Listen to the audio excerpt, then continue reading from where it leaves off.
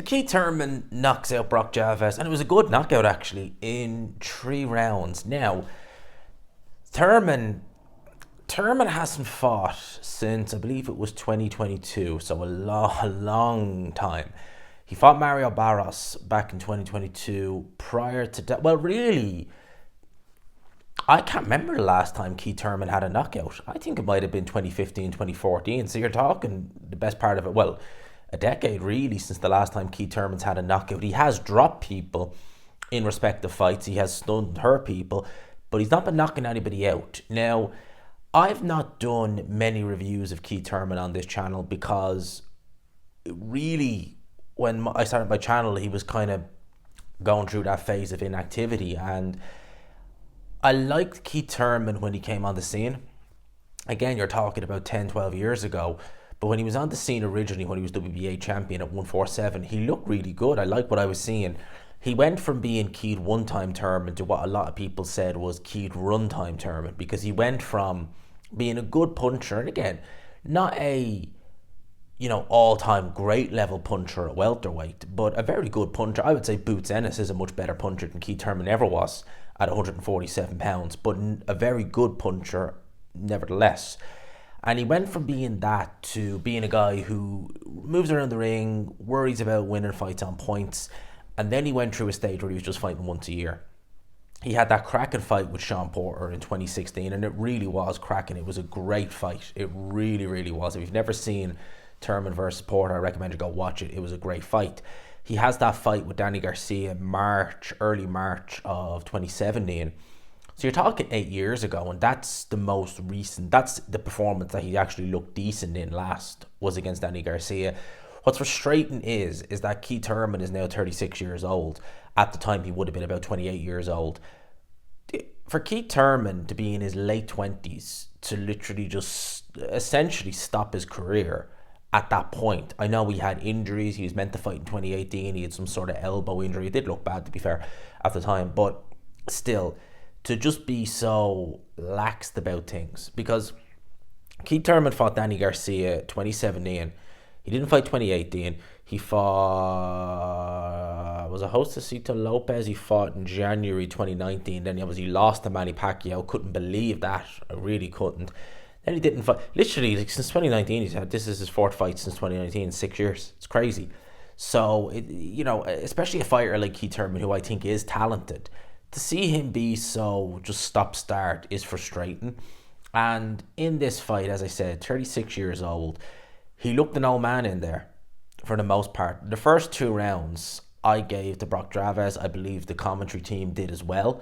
Thurman was standing his ground a lot more than we're used to seeing him. This definitely wasn't run time by no stretch of the imagination, but he was getting, like, some of the attacks he was doing, certainly early on, looked a bit rusty.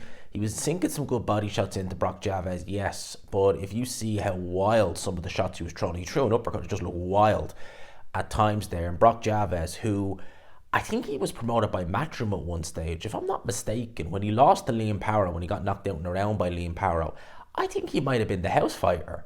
If I'm not, he might, correct me if I'm wrong on that, but I think he might have been the house fighter for that one. And yeah, basically, Brock Jarvis won the first 2 rounds. Keith Thurman put on a bit more pressure around number 3. He was able to actually land a stinker of a body shot into Brock Jarvis, which ultimately led to a big right hand to the head. Appeared to stun Brock Jarvis. Thurman followed up with a combination which had a left hook and a huge uppercut. A really, really big uppercut went in, and Brock Jarvis went down. Now, I didn't think he'd beat the count when he went down, and I don't really think I would have complained necessarily if the referee had waved it off, because Jarvis looked in a state.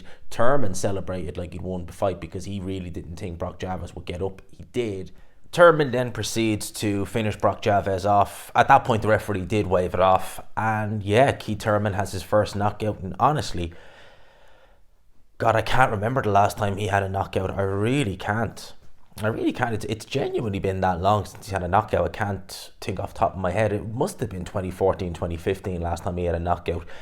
And the last time he had a clean knockout like this, because I think some of those knockout wins were just, stop, stand, and TKO wins. It's a long time. So Keith Thurman is back, but let's not beat around the bush. He beat, no disrespect, Brock Jarvis, who Again, Liam Parrow, former world champion, a good fighter, but he's nothing special, and I wouldn't really put Liam Parrow in a massive puncher kind of bracket.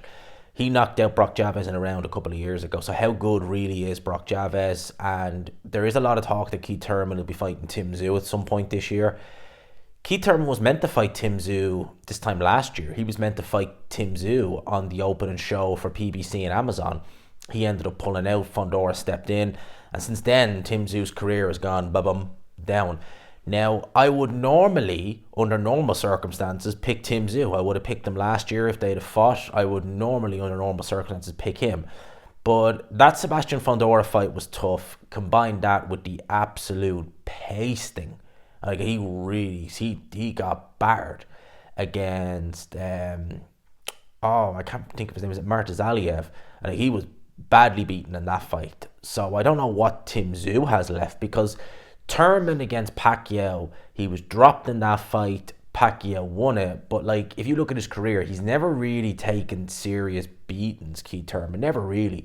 He's just been very inactive, and now he just looks an old man. He really does. So it's a real case of, what does Tim Tszyu as the younger man have left following on from that beating, and what does Keith Thurman have left from all the inactivity he's had over the years?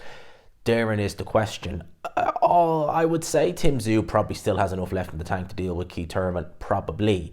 But we'll wait and see when that happens. Let me know your thoughts just on the fight as a whole in general down below. What did you think of Keith Thurman's performance? Am I being a bit too harsh on him, because at the end of the day, he did still close the show? What do you think for him and Tim Tszyu? Well, Tim Tszyu was fighting on April the 6th, they were saying there on the feed. So that will tell us a little bit about where Tim Tszyu was at, and will probably give us a better indication as to how this fight will go. We need to see what Tim Tszyu has left, because as I said, although the Fondora fight, he took punishment in it, and it was over 12 rounds. That Mirzaev, I think is how you say his name, that was just, honestly, he looked like he had no punch resistance at all in that fight. So yeah, that's going to tell us April the 6th what Tim Tszyu has left. But for now, Keith Thurman gets the win. One time is back. I always like Keith Thurman, and as I said at the start of this video, it's a shame that I think his best years have been wasted. Let me know your thoughts. Hope you enjoyed it. Smash the like button if you could. Hit subscribe, of course, as always, if you haven't already. And until next time, peace.